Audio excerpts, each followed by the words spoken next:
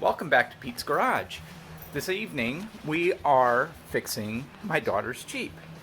For some reason, it has decided that the electrical circuit doesn't want to work, and we strongly suspect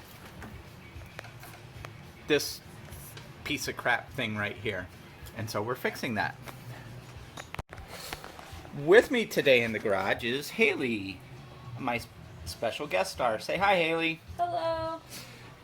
Hailey has been in the garage with me ever since she was 5 years old and is a very accomplished mechanic all on her own.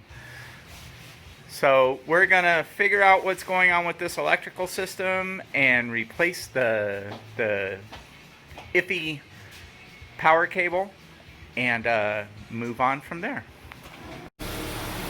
Problem solved. She had this horrible cable on her battery. And in fact, this is the second odyssey that we've had in this thing in less than a year.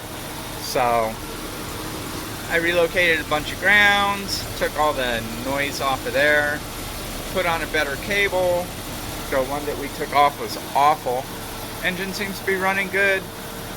No interruptions. Wiggling the cables doesn't do anything. That wasn't working before, so I will call this fixed for now until it presents another problem.